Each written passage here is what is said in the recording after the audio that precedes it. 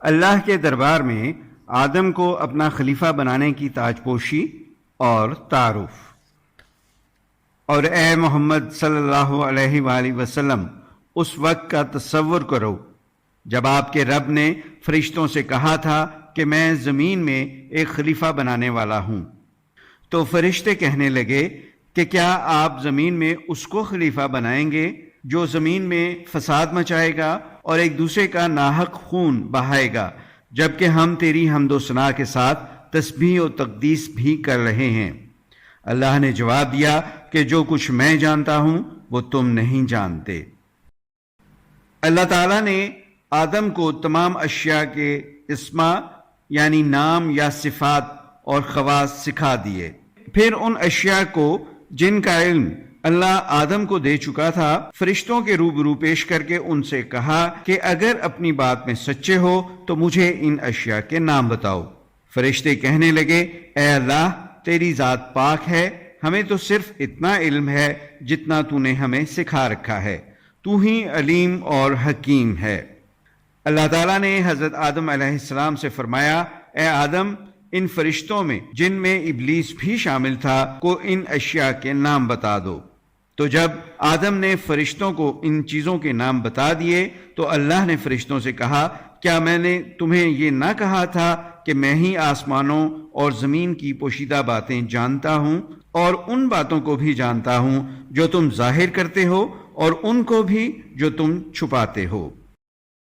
آخری رسم تاج پوشی اور خلافت کا اعلان۔ یہاں اللہ اپنے درباریوں یعنی فرشتوں اور ابلیس کو حکم دیتا ہے کہ آدم کو سجدہ کرو، یعنی اللہ نے جسے اپنا خلیفہ مقرر کیا ہے اس کے ساتھی اور مددگار ہونے کا ثبوت اپنی گردن کو جھکا کر دو۔ اور جب ہم نے فرشتوں سے کہا کہ آدم کو سجدہ کرو تو سب نے سجدہ کیا سوائے ابلیس کے۔ اس نے انکار کیا اور تکبر کیا کہ میں ابلیس آگ سے بنا ہوا اتنا عبادت گزار مٹی کے آدم کو سجدہ کروں، اور وہ کافروں میں ہو گیا۔ سزا۔ یہاں واضح کرتا چلوں کہ ابلیس کو اللہ نے ابھی جنت سے نہیں نکالا بلکہ اسے کسی کم درجہ مقام پر منتقل کر دیا، اور وہ مرتبہ جو اللہ نے اپنے برگزیدہ فرشتوں کو دیا ہوا تھا وہ اس سے واپس لے لیا گیا، جس میں اللہ کے دربار میں حاضری یا موجودگی بھی شامل تھی۔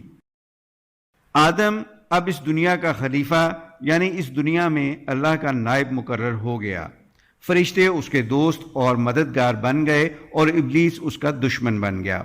اللہ نے آدم سے حوا کی تخلیق کی، ایک تو نسل انسانی چلانی تھی کیونکہ تنہا تو صرف اللہ ہی کی ذات رہ سکتی ہے۔ اللہ نے آدم اور حوا کو جنت میں قیام کروایا اور ان کی تربیت کے لیے کچھ احکام واضح کر دیے۔ یہاں یہ بات بھی ضروری ہے کہ حضرت آدم علیہ السلام اس بات کو اس شدت سے محسوس نہ کر سکے کہ ابلیس جس نے سجدہ نہیں کیا وہ آدم اور حوا کا خوفناک دشمن ہے۔ شیطان یا ابلیس عملاً اس منافق کی طرح رہا جو اپنی دشمنی ظاہر نہ کرتا ہو اور ایمان والوں کو ذلیل اور رسوا کروا دیتا ہو۔ جنت میں آدم اور حوا کی ٹریننگ اور ہدایات۔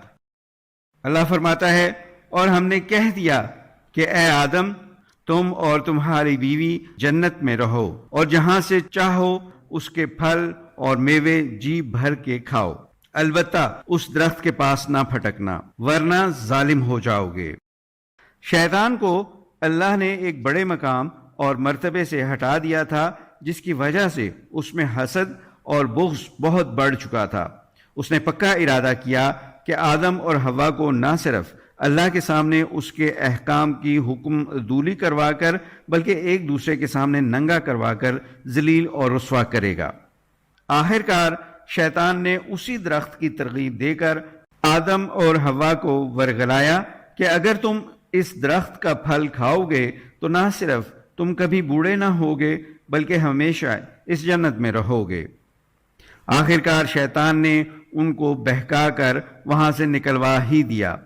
تب ہم نے کہا تم سب ابلیس، آدم اور حوا یہاں سے اتر جاؤ، تم ایک دوسرے کے دشمن ہو۔ اب تمہیں ایک معین وقت یعنی موت یا قیامت تک زمین میں ٹھہرنا اور فائدہ اٹھانا ہے۔ اللہ نے آدم کو علم دیا اور یہ دعا سکھا دی، ربنا ظلمنا انفسنا وان لم تغفر لنا وترحمنا لنکونن من الخاسرین۔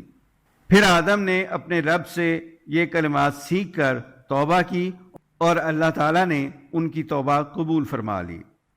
بلا شبہ وہ بندوں کی توبہ قبول کرنے والا، رحم کرنے والا ہے۔ ابلیس نے نہ تو توبہ کی بلکہ مزید ضد اور بغض کی وجہ سے تکبر کرنے لگا، مگر آدم علیہ السلام نے عاجزی اور اللہ کے حضور توبہ کی۔